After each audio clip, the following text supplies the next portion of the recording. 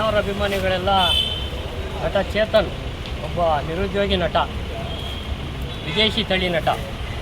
ಆತ ಅಣ್ಣವರ ಸ್ಮಾರಕದ ಜಾಗದ ವಿಚಾರವಾಗಿ ಇವ್ರಿಗೆ ಯಾಕೆ 2.5 ಎಕರೆ ಜಾಗ ಕೊಡಬೇಕು ಅಂತ ಒಂದು ಅಸಂಬದ್ಧವಾದಂಥ ಮಾತು ಸಾಮಾಜಿಕ ಜಾಲತಾಣದಲ್ಲಿ ಹೇಳಿದ್ದಾರೆ.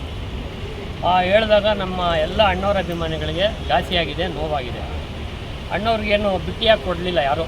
ಅವರು ಮಾಡಿರೋಂಥ ಸೇವೆ, ಈ ನಾಡಿಗೆ ಕೊಟ್ಟಿರೋಂಥ ಒಂದು ಭವ್ಯವಾದಂಥ ಸಿನಿಮಾ ರಂಗದ ಆಧಾರ ಸ್ತಂಭ ಅವರು. ಹಾಗಾಗಿ ಅವ್ರು ಕೊಡದೆ ಬೇರೆ ಯಾರಿಗೂ ಕೊಡೋದಕ್ಕೆ ಅದು ಸೂಕ್ತವಾದ ಅಲ್ವೇ ಅಲ್ಲ. ಅವ್ರಿಗೆ 2.5 ಎಕರೆ ಅಲ್ಲ, ಇನ್ನೂ 2.5 ಎಕರೆ ಕೊಟ್ಟರು ಕಡಿಮೆನೇ. ಯಾಕಂದರೆ ಅವರು ಈ ನಟ ಚೇತನ್ ಥರ ಶ್ರೀಮಂತ ಕುಟುಂಬದಿಂದ ಬಂದಿಲ್ಲ ಅಣ್ಣವರು ಬಡತನದಿಂದ ಬಂದು ಸಾಕಷ್ಟು ಕಷ್ಟಪಟ್ಟು ಈ ಸಿನಿಮಾ ರಂಗವನ್ನು ಕಟ್ಟಿ ಕನ್ನಡ ಚಿತ್ರರಂಗಕ್ಕೆ ಒಂದು ಸಾಂಸ್ಕೃತಿಕ ರಾಯಭಾರಿಯಾಗಿದ್ದಾರೆ.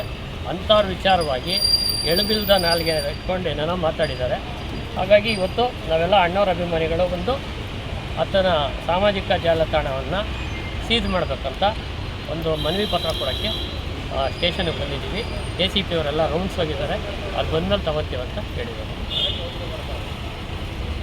ಅಣ್ಣ ಹೇಳಿದ್ರು, ಈಗ ಅವನು 20 ವರ್ಷ ಆಗೈತೆ ಅಣ್ಣವ್ರು ಕೊಟ್ಟು. ಆಮೇಲೆ ಸುಮ್ಮನೆ ಏನು ಕೊಟ್ಟಿಲ್ಲ.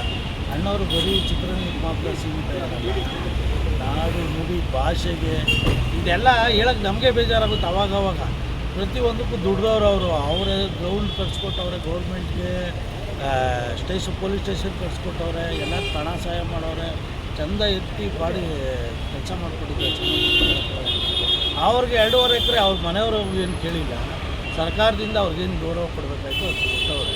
ಅದನ್ನು 20 ವರ್ಷ ಆದಮೇಲೆ ಈಗ ನಿನ್ನೆ ಅಣ್ಣವ್ರು ಬರ್ತಡೇ ಇರೋದನ್ನ ಅವತ್ತು ಮಾತಾಡೋ ಅಂಥದ್ದೇನಿಲ್ಲ ಚೇತನ್ ಅವರು.